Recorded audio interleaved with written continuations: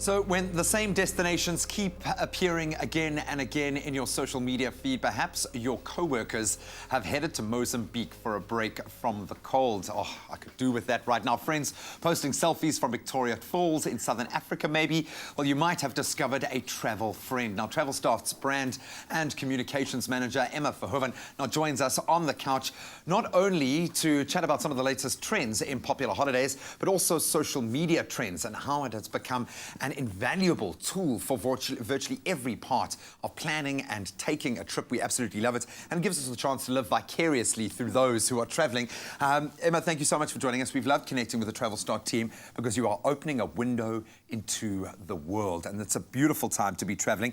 But of course, we've seen a sustainable travel kind of trend coming out in 2017. Yes. What would you say are some of those big trends that the new year has brought, as someone who has got really a finger on the pulse? Okay, so sustainable travel, it's not so much about a destination that you're traveling to, it's really more about the way that you travel. You know, we've seen in the last 2 or 3 years that people are really starting to be interested in, finding out how their travel habits actually affect the ecosystem and the community of the places that they're traveling to. So, they want to find out about how the airlines, what their policies are with regarding to decreasing their global footprint, if their accommodation, if they recycle, if they use, locally sourced food for their menus, that sort of thing. I absolutely love that, and that's an area of South African tourism that really needs a shot in the arm, and we've been using it brilliantly here, but it's so good to see that the globe has kind of, got this sustainable drive now, and it's a much better way to immerse yourself in a culture or a place. Actually go and invest there yourself emotionally. Now, we've seen tags like solo travel, leisure, trending travel terms, Instagram accounts are blowing up with the most amazing travel terms. How has social media changed the travel game in your mind? Well, social media and the rise of blogs over the last 10 years or so, it's really empowered people to actually go and book their own travel online. They no longer need to go to an offline travel agency to get inspiration and advice and tips and that sort of thing. It's all right there in front of them. They're looking, exactly, they're looking at their friends and TRAVELSTARTs and other great brands' pictures for inspiration, advice is freely available for blogs. They're asking their friends, that sort of thing. So people are really empowered to go and book their own, their own journeys on a place like TRAVELSTART online. They can do it really quickly, and it's a much more sort of authentic type of inspiration that they're getting, as opposed to maybe an offline travel agency, which is specifically trying to push a particular hotel or destination. I was going to say it's their job to sell these places, whereas when you connect online, you're getting, I can't believe it's only got 88 likes. That's ridiculous to me. Now, I know you're not a social media expert. Travel is your game, but what are some of the terms that we should be looking out for?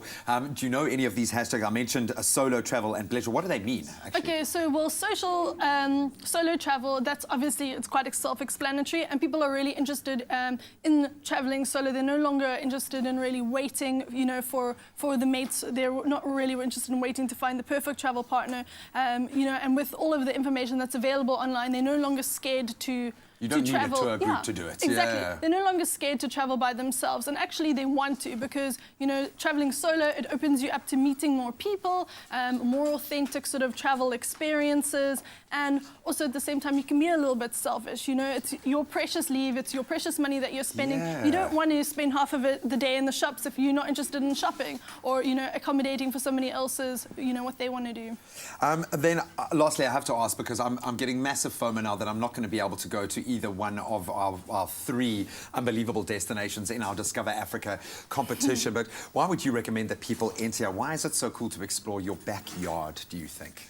Well, I would specifically advise that people enter because, obviously this is an amazing prize, and also because traveling to Africa is actually, it can be quite expensive. Often a ticket to Vic Falls or something can almost be as expensive as a ticket to Europe, which is why people aren't exploring their own backyard, but it's such a waste. So, if you enter the competition, you get a once-in-a-lifetime opportunity to really, see one of our neighbors, Vic Falls, Botswana, Namibia. For me, traveling to the Okavango Delta and, doing a hot air balloon ride, that's always been right up my alley. It's a bucket list. Absolutely. Oh, man. Well, I hope you get to do that. Emma, thank you so much.